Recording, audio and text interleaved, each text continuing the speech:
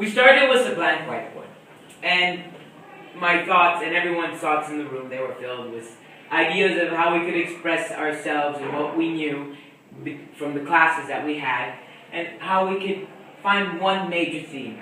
And now our brains are empty and our eyes are tired, but the whiteboard's not white anymore. People are strange when you're a stranger. Faces look ugly when you're alone. Women seem wicked when you're unwanted. Streets are uneven when you're down. When you're strange, faces come out of the rain. When you're strange, no one remembers. Well, we started with the idea of outsiders, right? That was like a little theme. It was like the hint Gil kind of gave us, but we kind of gave it to him to begin with. He just said what was on the tip of all our tongues. Faces look ugly when you're alone. Women seem wicked when you're unwanted. Streets are uneven when you're down.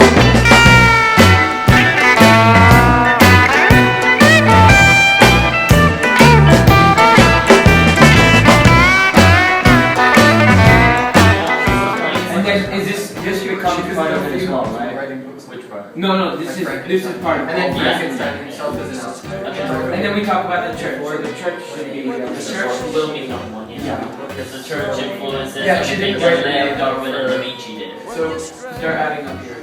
How do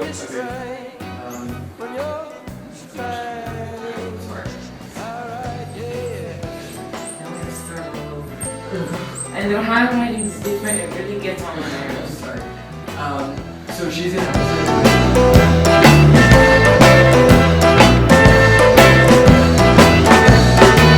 When you're strange, faces come out of the rain. So art seems to be coming a new center than outside arts. No, arts is Okay, I might still do this. this. Yeah. Is a way for people to express if they're outside or inside.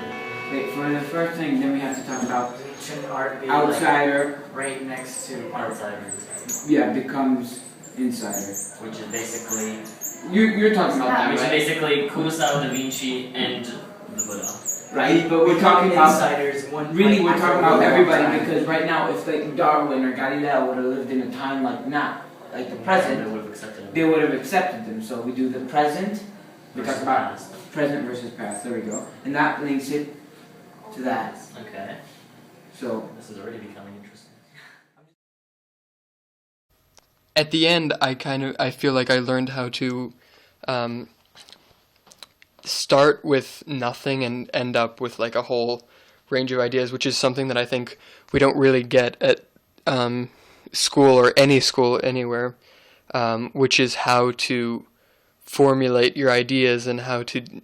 There's just this creative process that you don't get anywhere else. then you can actually point Joe, should we reference how we did the research, like Yes. individually? I would, if you can add into this, how the week played out and how you arrived at this, I mean, not in a dry Okay. way, but, you know, you didn't start, we started with a blank whiteboard, Yeah. and this is what we ended up with. We started with a blank whiteboard, and my thoughts and everyone's thoughts in the room, they were filled with ideas of how we could express ourselves and what we knew from the classes that we had, and how we could find one major theme. And now our brains are empty and our eyes are tired, but the whiteboard's not white anymore. So I'm going to be talking about scientists versus the church, about the old versus the new. Now, William and Michael over here, they're going to be talking about it too in their segments. And it's going to be a linkage, a point where everything comes together. So Darwin is one of the main scientists that revolutionized the way we think and the way we see ourselves. Now we go into Akira Kurosawa, who was a very famous director in the period where the war between Japan and the United States during World War II was going on. Right after this, he created some of the best movies in the world, based on the Heian period, which was directly influenced by the Buddha, Siddhartha Gautama, because of his spread of Buddhism. And Siddhartha Gautama is conflicting the old standpoints of Hinduism against his new ideologies of Buddhism and the thought of suffering. Now I'm going to let Danilo. So everything that we've said so far has been a revolution in its own way. We've said ideas, discoveries, experiments, war, even thought.